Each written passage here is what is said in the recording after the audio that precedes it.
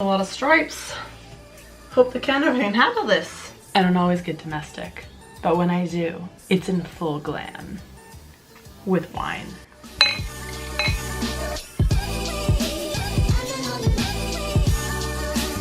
Hello everyone, welcome back to my channel. Welcome to my tiny, ugly kitchen that I hate.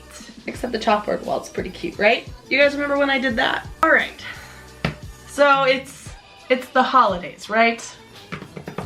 Tomorrow is Thanksgiving, to be exact. By the time you watch this, Thanksgiving will be over.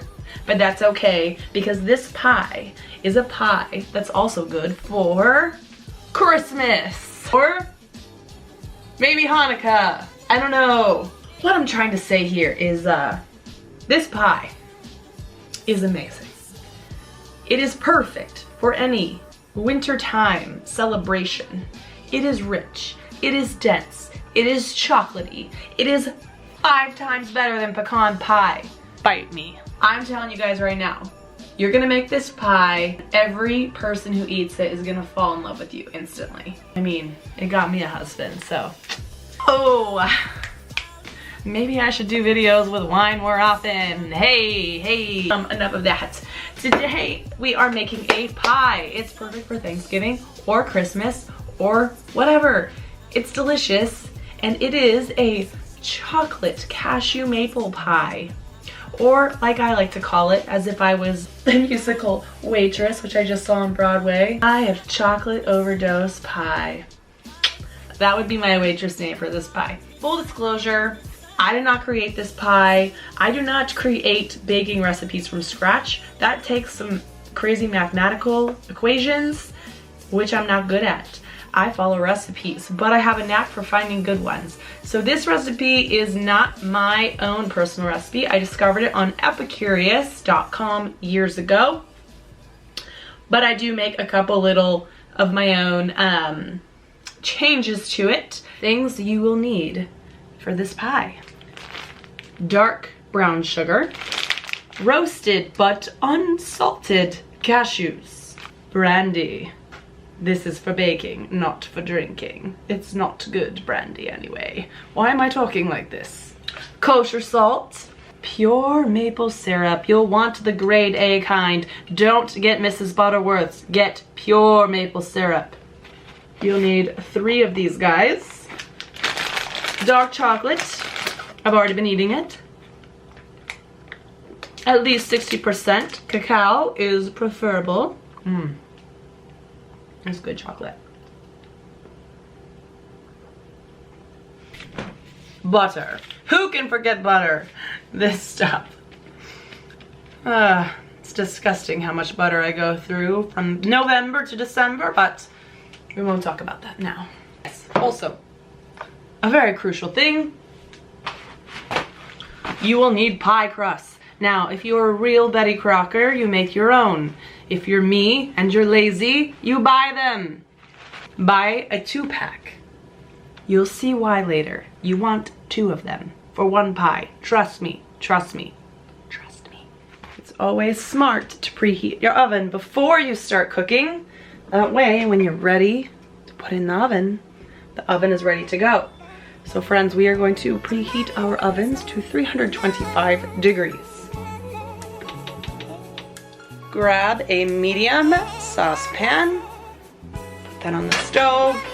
We're going to set the range to medium-high, and we're going to pour our maple syrup into the pot, as well as our butter. What we're going for here is reducing the maple syrup and the butter mixture down. This will take about 10 minutes. We want 1 1/4 cup of maple syrup. Oh my God, do I have enough? Ah! Don't be like me and buy too small of a bottle of maple syrup. I hope I have some more in my cupboard. I think I do.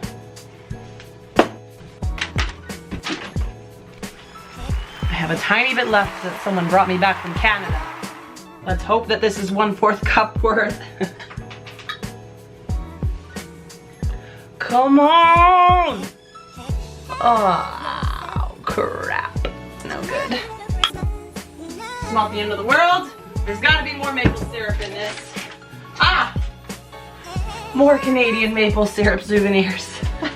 Thank God for my friends who are from Canada who always bring me this because they think this is like the end-all be-all thing to bring someone from Canada. You're saving my life today, friends. Oh, thank heavens. All right. We are saved by the Canadian souvenir syrups. I'm gonna go ahead, pour that right in there.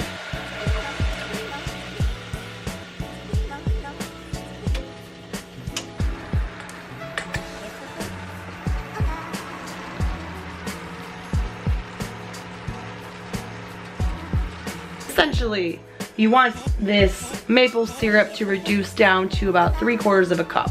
Start at 1 1/4 cups. So this takes about 10 minutes, give or take. You just kind of eyeball it. I usually just give it about 10 minutes and then I add the butter back in. Or I add the butter in. While you're waiting for the maple syrup to reduce, it's good to sort of multitask. This is the part where you take 3 eggs, crack them in a bowl, and 2 tablespoons of this stuff. Don't worry, this cooks out. The kids can still eat the pie.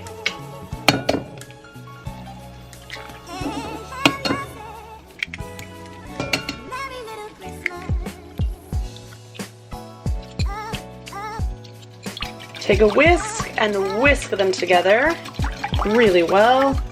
This smells so good. Like this, between this and the maple syrup on the stove, your kitchen is going to smell amazing. Congratulations, you just multitasked. Go you, go us. All right, so just set your egg thing to the side. You'll need that later, but it's done now, so we don't have to worry about that. But it's ready to go for the time when we need it. Sometimes in this process of reducing the maple syrup, I pour it back into the measuring cup just to see where we're at. As you can see, we're just about at 3/4 of a cup, so that means it's time to put in the butter finally. So let's do that. We need 6 tablespoons of butter to go into this maple syrup. I'm gonna go ahead and put that right in.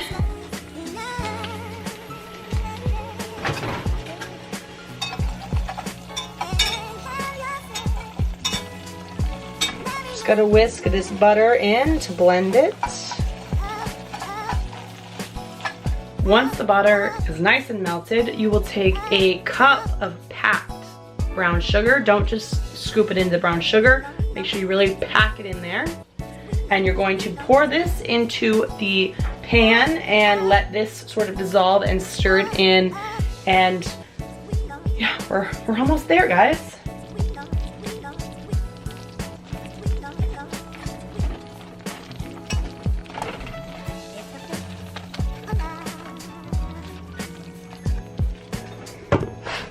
So we've got our sugar mixed with more sugar and butter all dissolved together, aka our maple syrup, brown sugar, and butter mixture.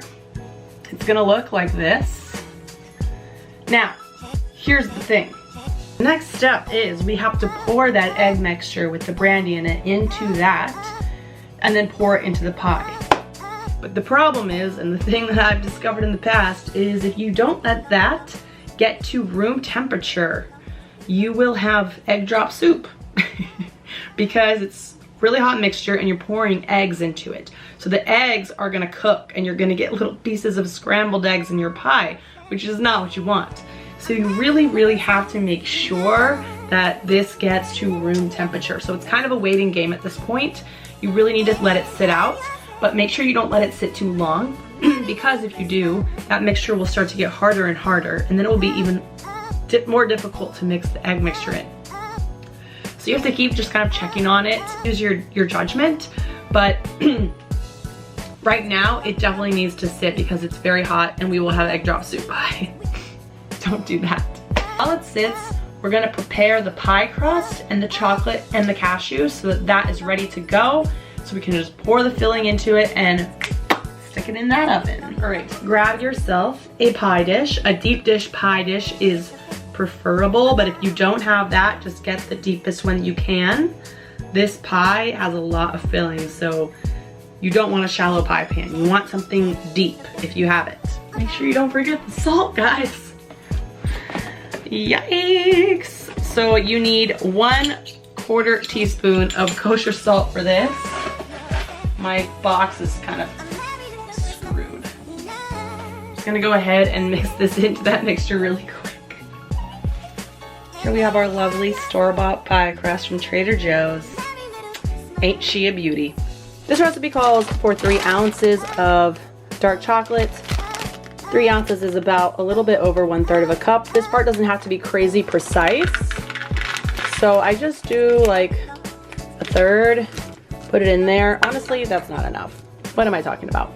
What you really want to do is you want to cover the entire bottom of this pie in a layer of chocolate. So that's about right, I want to say. Perfect. Then you need 1 1/4 cups of cashews.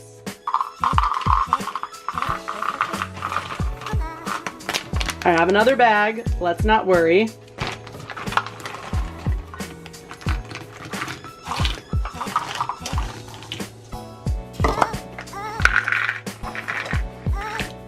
Again, the nuts and the chocolate doesn't have to be crazy precise. You just want it to be like 1 layer on top of each other. So that is ready to go. Once we mix the egg mixture into our sugar mixture, we're just gonna pour it over the top and we're gonna put it into the oven. I think that this is ready for the egg and it's not gonna be a catastrophe if I put it in now. You have to kind of work fast at this point because once you mix this in, you pour it right over the pie and you stick it in the oven. So we're gonna pour this in, mix it together. You really wanna whisk it up. Get it nice and mixed. It's starting to get nice and blended up now. You don't see any more separation of that egg. So it's good to go. Let's pour it in our pie. Transfer right over here. All right. I'm gonna pour it right over the top. Couple pieces of brown sugar that didn't quite dissolve. Let me see if I can stir that up really quick. So now the pie is in the oven. It needs about 50 minutes to bake. If you want, you can stop here. You can just let it bake, take it out of the oven. It's gonna be delicious. The next step is if you really want to take it above and beyond, you want to show people how much you're trying to be Martha Stewart, this next step is for you. Set my timer for 20 minutes, and the reason is I am going to create a beautiful topping for this pie with this leaf cookie cutter. But I don't like to put this on the entire time the pie is baking because I don't like the leaves to get too burnt or too brown. So I usually let the pie cook for the first 20 minutes. I make these leaves, and then when the 20-minute timer goes off, I take the pie out of the oven, I place them beautifully on top, and then I put it back in for the remaining 30 minutes. So here's how I do that. Remember how I said to get 2 pie crusts? This is why, so that you can make the leaves. So this is the pie crust that I didn't quite let get thawed out when I tried to put it in, and that's fine if it's a little bit damaged, because all I'm gonna do is just try and make as many of these little leaves as I can.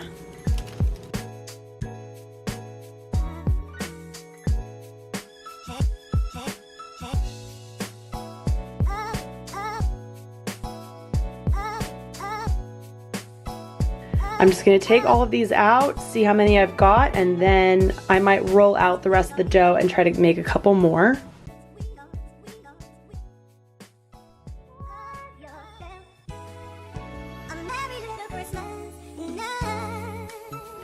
Now, this may be enough, but I don't know for sure, so just to be safe, I'm gonna roll out the remainder of the dough and make a couple more.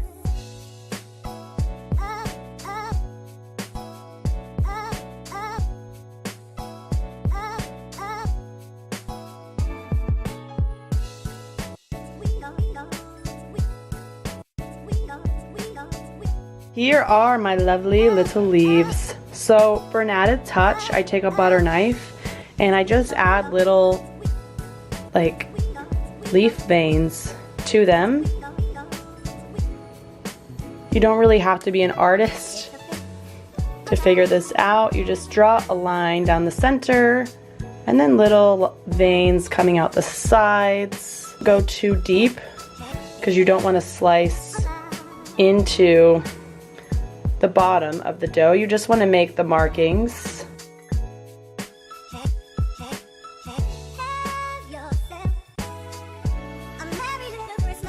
I'm going to take it even one step further. You get yourself some egg whites and a little brush, and you just get just a little bit damp on the brush, and you're just going to lightly brush these leaves with egg whites. And what this will do is when these bake, it will make them a little bit more golden brown color. It just adds to the aesthetic. It doesn't really add anything to the flavor or how they cook or anything, but it just makes them look a little bit nicer. So you don't want to take too long on this, but what I do is I start at, you know, like the points of a clock. So I start at 12 o'clock. I mirror that leaf at 6 o'clock, 9 o'clock, mirror it at 3, and I keep just mirroring the leaves like this. That way you know that you're not awkwardly going to be left with not enough leaves to make the circle. So if you space them this way, you know that at least it will always look symmetrical.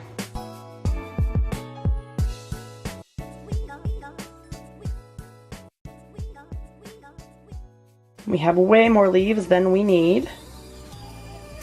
So I'm just gonna go ahead and put them in the middle as well, because why not?